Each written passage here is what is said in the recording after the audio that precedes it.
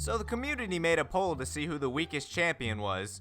We got Lucy in first place. Well, that isn't surprising. You have to be really good at positioning as her, and her only movement costs energy. But then we have, wait, what? My name is Two Lanes, and this is my champion spotlight for Bakko. Bakko? The hero of Boulder Pass. Bakko is a tanky defensive melee champion with a wide variety of disruption abilities. He can deflect, pull, push, snare, stun, incapacitate, shield, and deal hefty damage. So let's jump right into his abilities.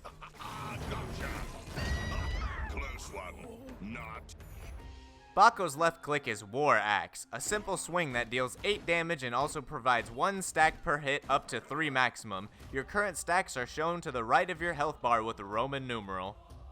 These stacks are consumed by his right click ability, Blood Axe. Bakko throws his axe, dealing 16 damage to the first target hit, plus 4 extra damage per stack, totaling up to 28 damage. If Blood Axe hits a target while Bakko is at 3 stacks, it also applies a fading snare over 1.5 seconds. Dealing high damage while also having a long range and low cooldown makes this Bakko's bread and butter skill. Bakko's spacebar ability is Valiant Leap, which causes Bakko to leap into the air for 1 second and then crash down at target location, hitting everything around him for 22 damage and applying a 1-second snare. This ability also slightly pulls enemies hit towards the center of impact. Next is Bakko's Q, Bulwark. Bakko raises his shield for 1.5 seconds, reflecting any projectiles and stunning any melee attacks that touch the shield. This ability allows you to pressure ranged champions and initiate punishing counterattacks. Shield Dash is Bakko's E ability.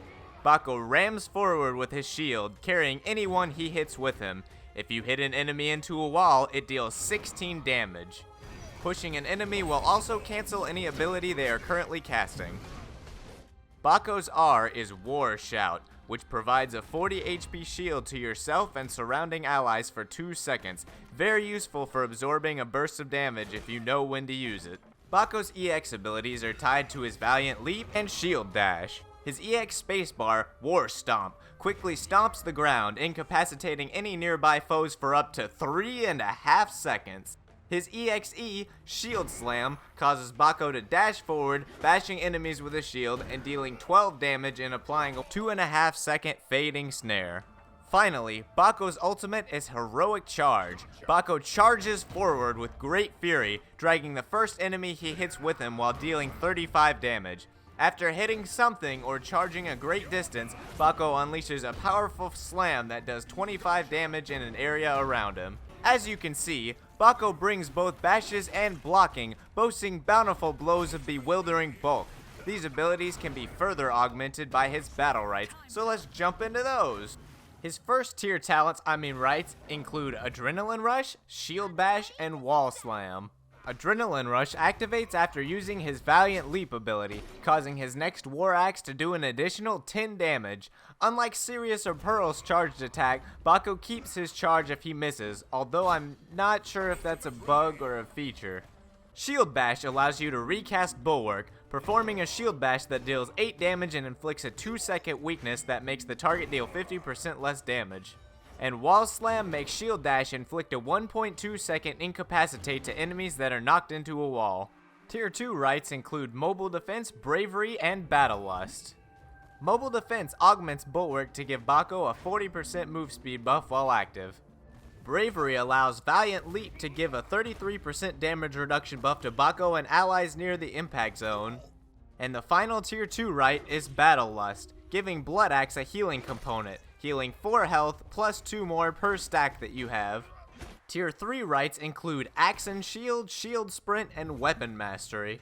Axe and Shield reduces Bulwark's cooldown by 1 second for every War Axe hit. Shield Sprint increases the range on Shield Dash and upgrades the wall bashing damage from 16 to 20. Weapon Mastery gives 1 stack for landing Blood Axe. Next we have the Tier 4 rights, which include Ferocity, Inspiration, and Battle Ready. Ferocity increases your maximum stack number from 3 to 4. Strangely enough, Blood Axe will still trigger its snare effect at 3 stacks as well as 4 stacks.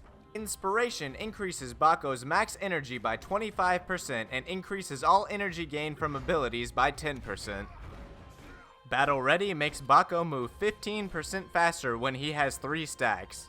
And finally, the Tier 5 Battlerites for Bakko include Reinforcements and Warbringer. Reinforcements applies a 30 damage shield at the beginning of the heroic charge cast time for up to 5 seconds afterward.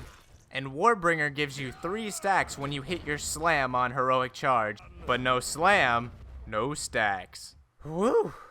Now that I've explained all the abilities and all the Battlerites, it's time for some stratagems and builds. Spam right click. Seriously, Bakko? Melee?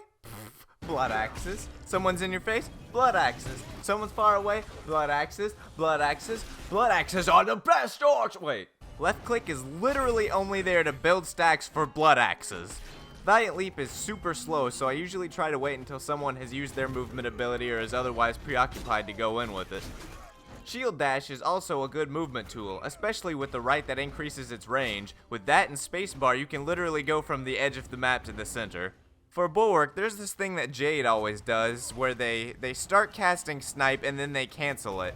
Don't activate Bulwark until you see that bullet coming at you.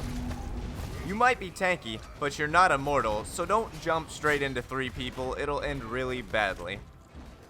Now here's a sample build of what I usually do, but real quick I'm going to go through the Battlerites and explain when I usually take them or if I take them at all. Ready and... Tier 1. I pretty much always take Adrenaline Rush for the burst damage. Landing a 22 damage jump and following with an 18 damage left click and 20 damage right click is a 60 damage combo that only requires you to land Valiant Leap. Value! I'm sure Shield Bash is a pretty good Battleright, but I've matched Q on accident a second time more times than I can count, so I'm bad and I can't do it. A Wall Slam doesn't make any sense to me in my playstyle. If I hit someone against the wall, chances are I'm going to try to keep beating the heck out of them. I feel like the other two are much better. Tier 2. Mobile Defense versus Double Range. I can close the distance and reflect pointy bits at the same time. If I have no healer, I usually take Battle Lust. The heal isn't huge, but with how spammy Blood Axe is, it can add up, especially if you hit some fully stacked axes. And Bravery I actually use a lot in 3v3, so I have a bit more power to go in without worrying about getting blown up. Tier 3. Shield Spam pretty much always. The extra range makes wall bashing much more likely and it does bonus damage. It can also be used as a secondary escape if you need to get out and grab some health orbs or reach a faraway ally. Action Shield is pretty decent if you're against double range, but you're already Bakko, so you're already good against range, so I don't know why you need to take this, but it might be okay if they keep spamming and you need to do it. Weapon Mastery is okay, but to me it pales in comparison to Shield Sprint. It guarantees 20 damage blood axes and 6 health heals if you took Battle Lust, but then wall bashes. Tier 4. Ferocity. The other two suck. Tier 5! If you're scared of dying, then take Reinforcements. If you're a man, then take Warbringer. Whew. And that's about it.